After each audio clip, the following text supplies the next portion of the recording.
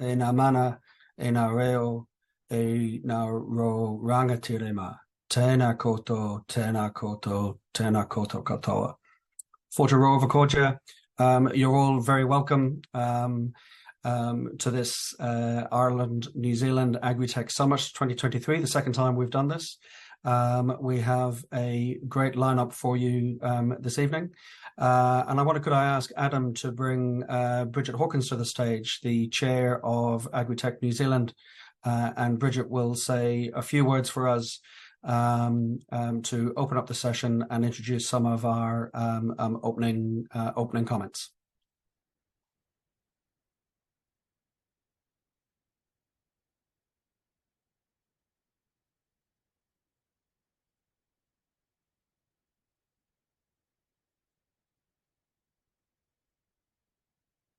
Slight delay here, folks, as people join us. And so I see that Ambassador Mallard has joined us. So Ambassador Mallard needs no introduction to most of us on both sides of both New Zealand and Ireland, I suspect. As Ambassador for New Zealand to Ireland, probably one of the best jobs on the planet, according to some of us. Trevor has kindly come along to have some opening comments for us. Ambassador. Diego Laird Akada, Chinakota Couture. Thank you very much for inviting me to come along. It's good to have continued contact with the AgriTech group. One of the best briefings I received before I came to Ireland, and then having ongoing contacts with your group has been great. So it's an honour to be here. I think in my comments, I really want to say a couple of things, and one is that the more time I spend here, the more similarities I see between our agriculture, our pastoral farming systems, and the issues, all of which are joint. But at the same time, I see some very different cultures. I see the relatively rich Irish economy having a culture of incentives or carrots, whereas in New Zealand, I think some of the very important changes are going to be driven by regulations or sticks. And I think we've got to get our heads around systems which can apply in either way, because farmers here, because of the relatively small size of most of the farms and the fact that they are part-timers, the vast majority of farmers are part-timers, means that they need more assistance to make change, and therefore the farming groups are the areas which are really important. I can't commend highly enough people have been involved in demonstration farms or having their products up here. I was down in Waterford week before last now, 40-odd farmers having a look at New Zealand, both equipment and livestock improvement, and having local people who are promoting the goods is really good. Hey, Matt. Sorry, is there a problem? No, there's no problem. Trevor, would anybody who's not presenting please keep their speakers off? Please. Sorry, Ambassador. Right. Yeah, I was promoting the farm seminars, which are held here all over the time. I spent a little time the last 2 days up in Donegal. It was the anniversary of the birth of the first ever captain. It took me up there, but I took some time looking at some really low-tech changes, flood mitigation rules. But while there, was able to give a little bit of a push and some links to the site for AquaWatch. So it just shows that even when we're looking at low-tech solutions, water quality issues are something which are universal. My understanding is that Charlie McConnell, the Minister of Agriculture will be making some announcements of joint projects on the 15th of November at the Climate and Agriculture Summit, a very big summit that is to be held here, and our quiet briefings are that his speech is built around announcements of the successful New Zealand Irish projects out of the joint fund. So that that will be another opportunity and another highlight for New Zealand and Irish agricultural links. But can I just say thank you, Brendan, thank you everyone who's in the team in both countries. All of us know that we have joint issues.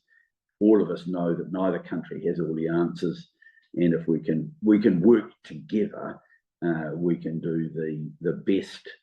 Pastoral-based protein, from my perspective, is really important, and if we can mitigate the issues that are going to count against us as far as social license is concerned, then let's do it together.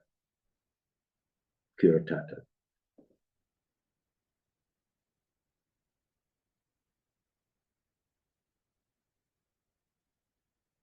Thank you. Sorry, is it Bridget or myself? I'll pass the ball to you, Padraig. Right. Thank you, Ambassador Mallard, for those words. I fully agree. Working together for change is essential for the agricultural industry, and I'm glad to see you're seeing what is happening on the ground in Ireland. Today, we celebrate the commendable progress both in Ireland and New Zealand, that progress we have made in emissions reduction, soil conservation, and environmental stewardship. Our focus today will be showcasing success stories and learnings drawn from farmers, innovators, policymakers, and researchers' experience across both nations. We're excited to delve into the innovative approaches like carbon sequestration projects and regenerative farming methods that have pushed Ireland and New Zealand to the vanguard of sustainable agriculture. Sit back as our speakers, accomplished experts in their respective fields, share their insights. They will offer unique perspectives on the collaborative strides made by both countries in the AgriTech arena. Engage in the stimulating discussions and connections with like-minded individuals, all sharing a collective vision for a more resilient, greener future. I would now like to introduce Mr. Paul O'Hara, serving as the Deputy Head of Mission for Ireland to New Zealand. He'll provide invaluable insights from the unique vantage point of the intersection of diplomatic and agricultural realms. Welcome and enjoy the gathering. I just want to check that you can hear me okay before I begin. Yep, it's all good. Yes, you're sounding good, Paul. Great stuff. Tēnā koutou katoa, ko airangi toku whenua, ko lifi toku awa, ko baliatia toku turanga waiwai, ko O'Hara toku whanu, ko Paul toku ingoa, he tuaki tuarua o mihana au te aka aureri o airangi, tēnā tātou katoa. I wanted to begin my short remarks with the pepiha, the formal Maori way of introducing oneself, which identifies the speaker by who they are, where they're from, and where they belong. In essence, it reaffirms our connection to our ancestors, but also to the whenua, the land. We're all here today because of our connection to our respective lands and the aroha, the gra that we have for it. As AgriTech and agriculture professionals, you work in harmony with the land, because everyone online today, including us diplomats, want to promote, protect, and develop what is best about our home places, even when at times we couldn't be much further away from it. So good evening or good morning. It's great to be here on a magnificent Wellington evening. It's such a great day today. As Deputy Head of Mission at the Embassy of Ireland in New Zealand. I've been in the country just over 3 months, and I couldn't have been given a better assignment or been given a warmer welcome. Ambassador Connolly sends her very best wishes. She arrives back to New Zealand today after having been in Ireland with her fellow heads of mission and other leaders for the Global Ireland Summit. I'm delighted to share a virtual podium with Ambassador Mallard and welcoming you to this summit. Today, we come together to celebrate the excellent relationship and close collaboration between AgTech Ireland and AgriTech New Zealand. This relationship is testament to the remarkable progress achieved by Ireland and Aotearoa New Zealand in our shared pursuit of a sustainable, prosperous and environmentally conscious future. On a government-to-government level, as the Ambassador mentioned, we were delighted last year to launch a new pilot joint research initiative with a combined total budget of €6 million in support of climate research, which will contribute to the reduction of greenhouse gas emissions and enhance carbon sequestration in livestock and pasture-based production systems. In our interconnected world, collaboration and knowledge exchange among like-minded partners are fundamental to addressing the challenges we face globally. And in Ireland and New Zealand, you could scarcely find two places where the values overlap is so great. Aside from the obvious and vital role in ensuring food security and supporting the livelihoods of millions worldwide, the agriculture sector has to face down some of the most pressing environmental concerns of our time. Emissions reduction, soil conservation, and environmental stewardship are the pillars upon which we build a more sustainable future. Ireland and New Zealand share a deep commitment to those principles. For some time now, our countries have worked tirelessly to reduce those emissions, protect our soils, and promote responsible land management. This applies not just within our own borders, but also in places where we strive to make a positive impact for the poorest and most vulnerable people on earth. For example, my previous posting immediately prior to this one in Wellington was to Malawi in Southern Africa. It's a country dependent almost entirely on rainwater-fed subsistence farming and sits precariously on the very front line of the climate emergency. But Ireland is there on the ground, bringing our climate-smart agriculture expertise to bear and making a lasting difference. The work Ireland and New Zealand do with development partner countries is yet another example of how we continue to provide outcomes greater than the sum of our parts, and in a way the citizen and the taxpayer can be proud of. Today, however, is about bringing this a bit closer to our respective homes and celebrating shared Irish-Kiwi effort. We're coming together to recognise the progress we have made, the deep expertise we share, and to reaffirm our commitment to a future that is greener and more prosperous. So, to conclude, I'm certain that throughout this summit today, you will engage in yet more fruitful, open discussions, sharing your success stories and fostering new collaborations that will drive further innovation and sustainability. We connect in this way as Irish and Kiwi professionals, not just because we get each other culturally, and we do, and not just because our landscapes, our whenua, are so similar, and that can be uncannily similar at times, but because it makes sense to do it together. We may be small, but when it comes to this stuff, we know what we're talking about. So I'm very proud, as I'm sure Ambassador Mallard is, that Ireland and New Zealand are working together so closely to set an example to the world in ensuring a sustainable and environmentally responsible future for generations to come. So enjoy the discussions. Thank you. Hi, thank you, Paul, Margaret. Great to hear those opening remarks from both of our senior diplomats. It is very true, of course, that there are great relations between the two countries, and Paul summarised it very well there. It's not only a very enjoyable thing to do and a very logical thing to do, it's also the right thing to do in terms of what both countries want to achieve and the role that both countries have, both within their own boundaries, together and wider globally. So very appropriate that our senior government representatives would set the scene for us.